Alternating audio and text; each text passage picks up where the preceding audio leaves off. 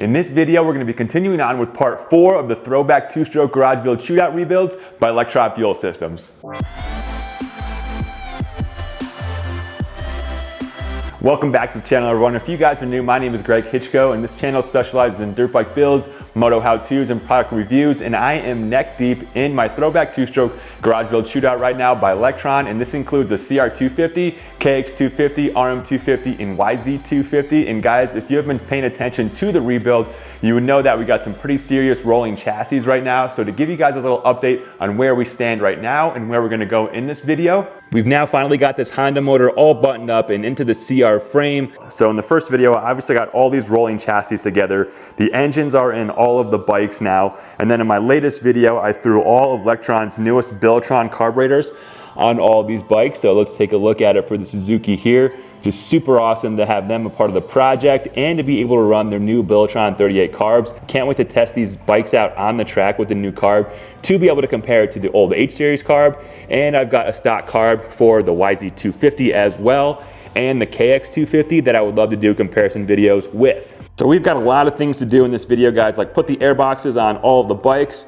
We're gonna be throwing the tanks on as well. I need to put the rear brake systems on the bikes as well as the brake pedals and shifter. We are also going to need front sprockets and chains. Rear sprockets are already on there as the wheels are already complete and ready to go. And then how could I forget one of the coolest parts of the bike, which is going to be all the Pro Circuit Works pipes that I'm going to be putting on. So we've got 2 brand new Works pipes for the RM and the YZ. And then for the KX, I had a Works pipe on this already from my prior build. And then when I actually bought the CR, it did come with a Works pipe that was pretty hammered that you see here. I got the dents out of it and was able to get it refurbed. Thanks to Luke Santos at MX Refurb for helping me get these pipes looking great again. So let's take a look at the pipes over here. So on the right, we've got the YZ, RM, KX, and CR. The CR and KX aren't 100% perfect. There's still a few little dings and dents in them, and I also need to get a black paint pen and fill in the Pro Circuit, as you see here with the brand new pipes. I knew it wasn't gonna work, but I just kind of wanted to see if I could take a Sharpie to the one with the KX, and obviously it does not look that good at all. So I need to get a black heat paint pen that I can actually fill in the Pro Circuit with.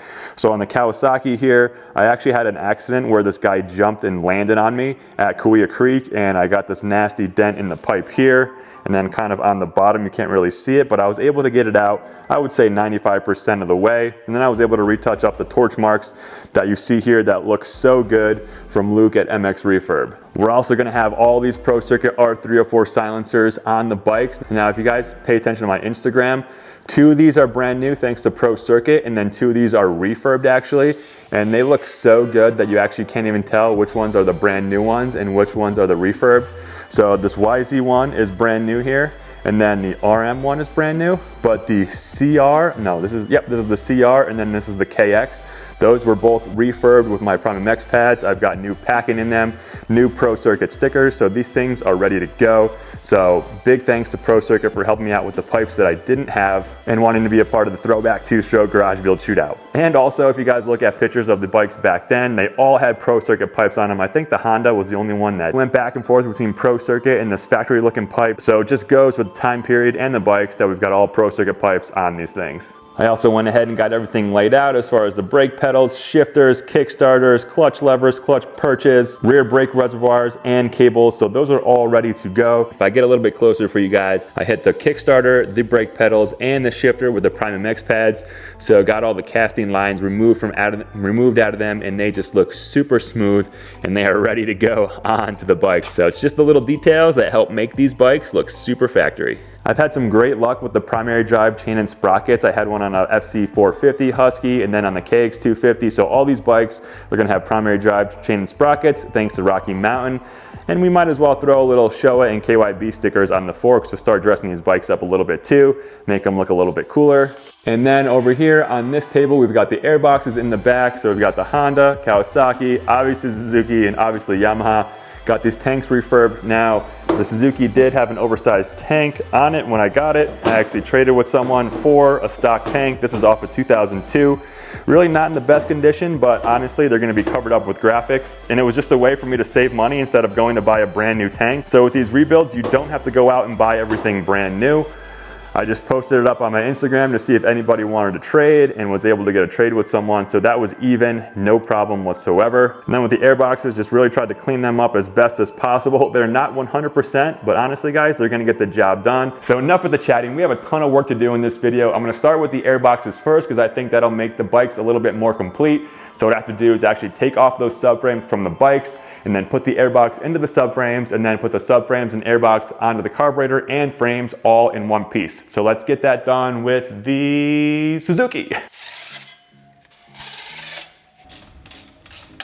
All right, when I took that top bolt out, that subframe just kind of fell out onto the back tire like that, so I guess we'll just grab it. So all these air boxes are just slightly different, but what they need to do is kind of slide in to the subframe, kind of from the front like this. And then there's tabs on the outside that'll go over the subframe on this RM. There we go. And we just got little bolts on each side here to mount the box to the subframe. Now there are 2 bolts in the back here where the rear fender mounts to, but I don't know, the airbox seems pretty sturdy on there right now just with those 2 bolts. So let's get this slid onto the Lectron carburetor and back onto the frame.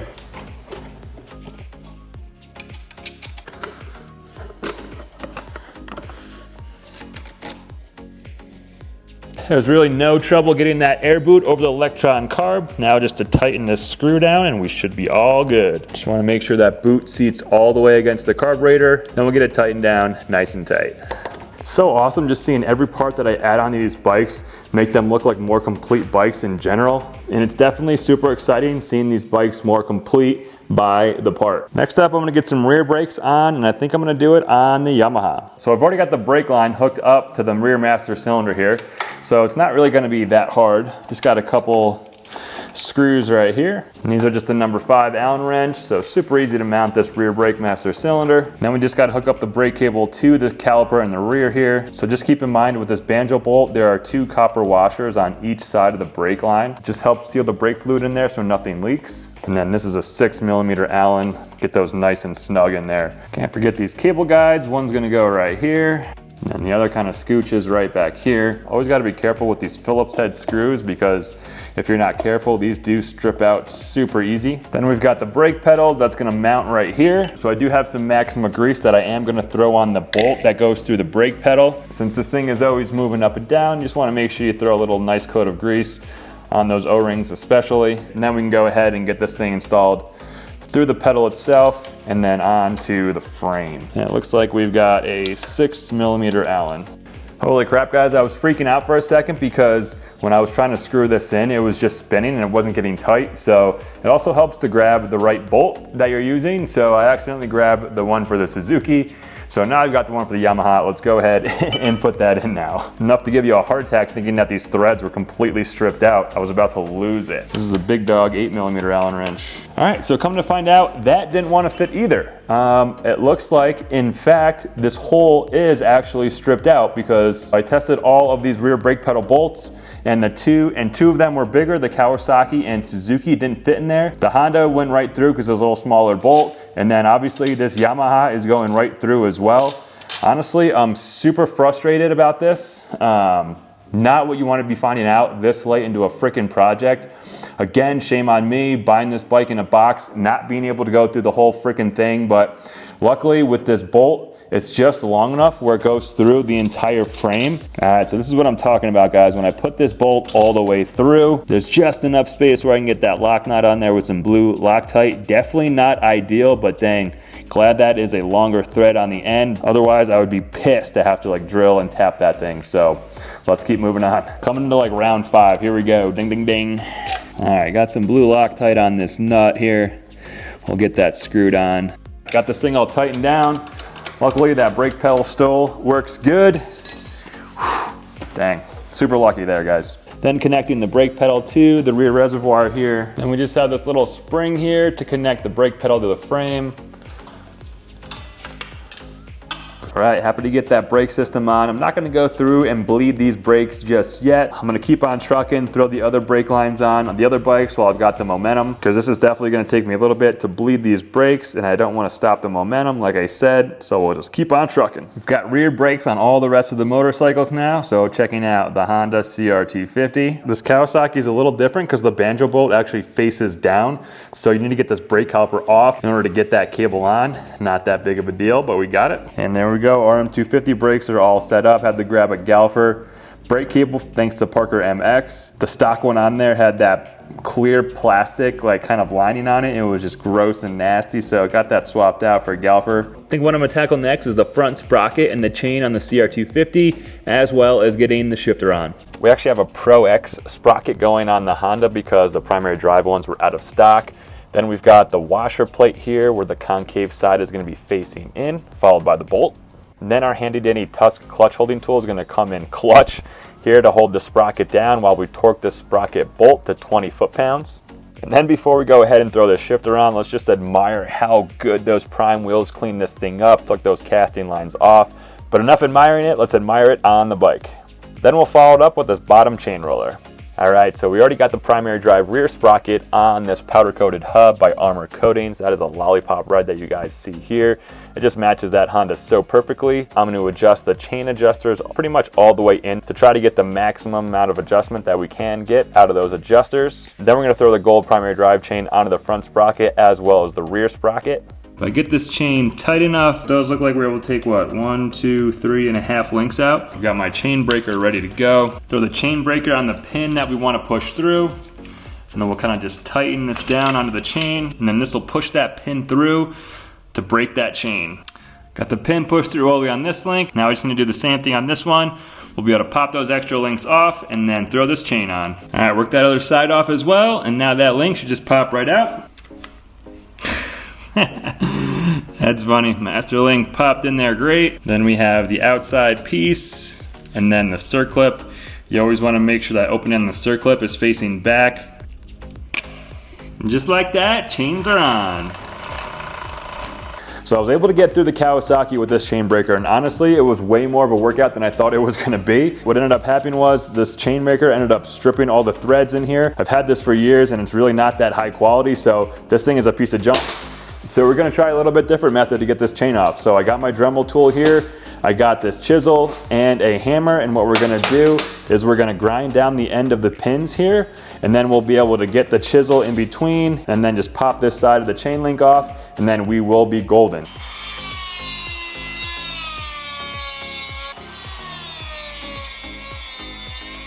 All right, you can see here that we ground down both at the top of the pins. So let's see if we can get that chisel in there and then hammer off that piece of the link. So it actually looks like a screwdriver will fit in there a little bit better. It's a little bit tighter. Then we'll just try to hammer it off.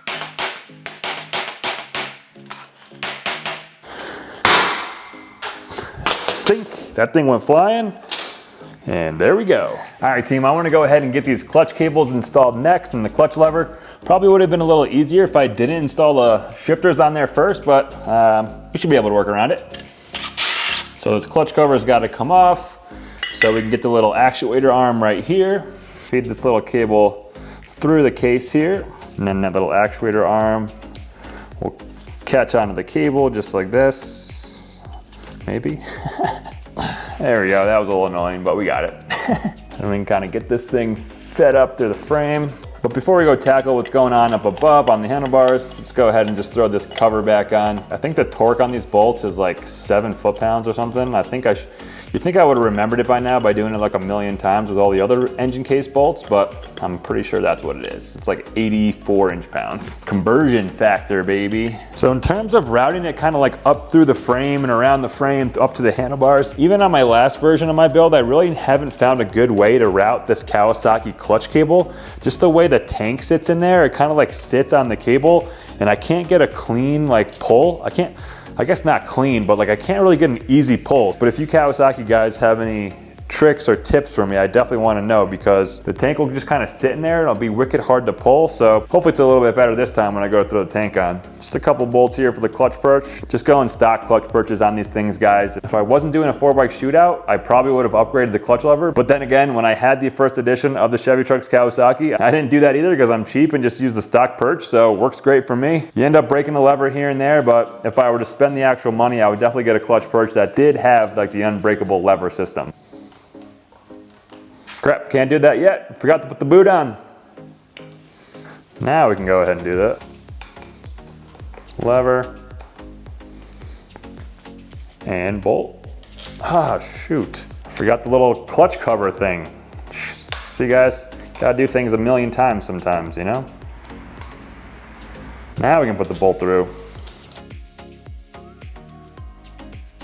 And then sometimes you just have brain farts like I just did, where you install the clutch lever on the inside of the kill switch. Just got that flipped around for you guys, but let me see the clutch pull. Still kind of a bear. I don't understand on this Kawasaki why it's such a bear, but if you guys have tips for easier clutch pulls, definitely let me know in the comments below. While we're working on the Kawasaki, we might as well put the kickstarter on. Got this thing all freshened up with the Prime MX pads. Got the casting line eliminated here, which looks super fresh, kind of exactly like I did with that shift lever. The video doesn't even do justice with how smooth it is and how awesome it actually looks. But let's get it on the bike. I've heard of some people putting a little bit of Loctite on these screws so the kickstarter doesn't fall out. I don't know, I've never done it, but if you guys want to, be my guest. So moving on, it's the part I've been waiting for the most, is finally getting these Pro Circuit pipes on these bikes. Now the works pipes on the Yamaha and Suzuki are both brand new, and the Kawasaki and Honda have been refurbished. And also, like you saw, the black Pro Circuit writing had kind of rubbed off a little bit. And I've already tried to use a thick Sharpie marker to try to color in that Pro Circuit, and it was just a little bit too thick and blotchy. I did end up buying a paint pen though, so I'm gonna give that a shot next. And then I also have a fine point Sharpie for the tighter areas and the tighter and the finer print. So I'm gonna give those a shot right now and see what works best. So here's the Kawasaki pipe. I tried using the thick Sharpie marker for the PRO.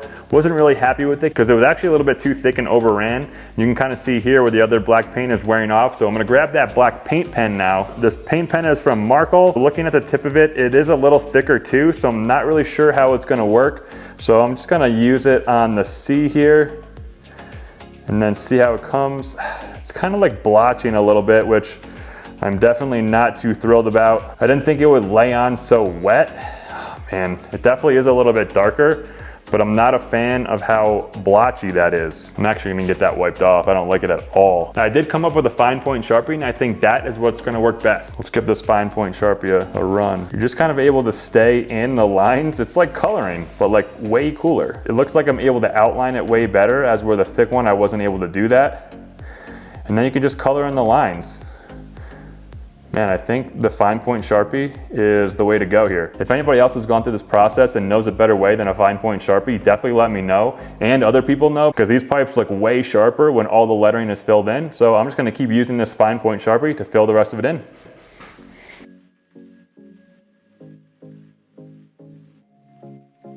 All right, guys, what do you think? I'm actually super pumped with the way that fine point Sharpie turned out to clean up the Pro Circuit writing there. So on the left, we've got the CR and then the KX, and then the two on the right are the RM and the YZ that are brand new. And actually from this angle, you can't even tell that it was actually refurbed. So really happy with the way that fine point Sharpie worked. But now it's time to get the pipes on. So what I think I'm gonna do is I'm gonna start with the Suzuki and get that works pipe and R304 silencer on the bikes. First up for the Suzuki, we've got this little washer gasket here. So just gonna throw a little bit of Maxima grease on it. The throat of the pipe has got a new fresh rubber O-ring on it, and then I'm gonna throw some Maxima grease on that as well. Then we need to install this pipe on the bike, so get the back of the pipe installed on the inside of the rear frame there, and then the throat is gonna go into the cylinder.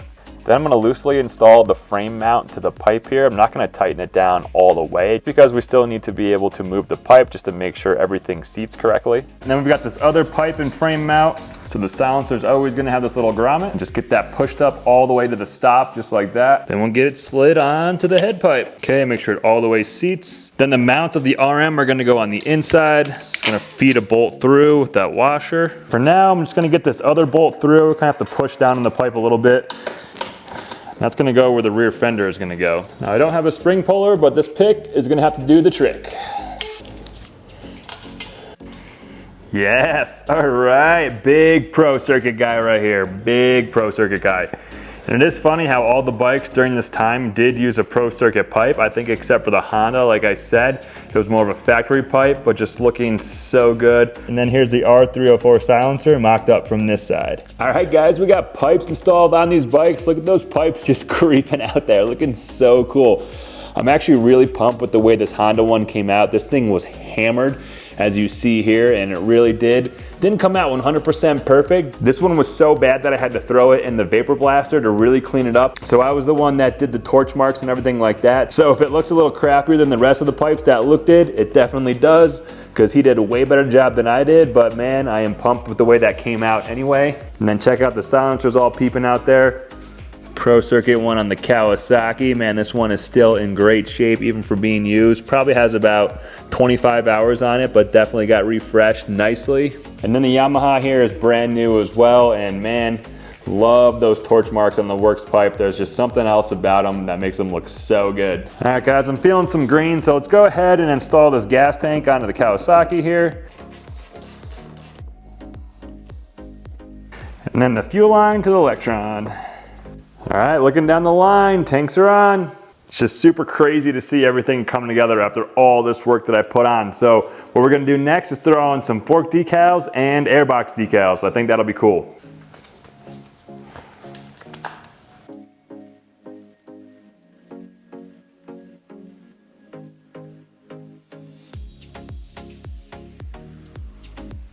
So let's move on to the airbox decals next. So Mellow Design hooked it up with these theme kits for the Jeremy McGrath CR250, the James Stewart SR KX250, whatever the heck you call it, the Makita Suzuki Ricky Carmichael RM250, and then the Chad Reed YZ250 Factory Yamaha Edition. Now again, these are themed bikes, guys. These are not exact replicas, as you guys hopefully already know. So the numbers and the shrouds are gonna be pretty much the same with a little logo difference, but the swing arm and the rear fender are gonna have the company logos of those who supported me during this project and throughout this project. It's not gonna be the same exact logos from the companies of those replica graphics back in the day. So again, these are gonna be themed builds, and thanks to Mellow Design for hooking me up with the graphics that you see here. But time to get the airbox decals on. I'm not gonna get the full graphics set in this video. That's gonna have to wait until next video. All the airbox decals are gonna have Fathead Racing and Lectron Fuel Systems logo on it. They are two of my main sponsors here for the build project, and could not be more thankful for those guys. These are super easy to put on.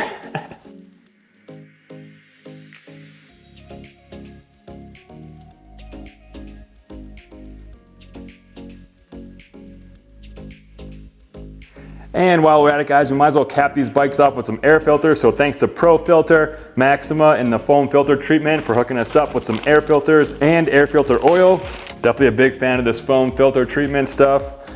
Just kind of pour a little bit in a bucket here and then just completely soak that filter. And then I'm gonna squeeze it out like this. You never wanna wring a filter out like that. You always just kind of wanna squeeze it and just work the oil around the filter. Do the best that you can to squeeze any excess oil out.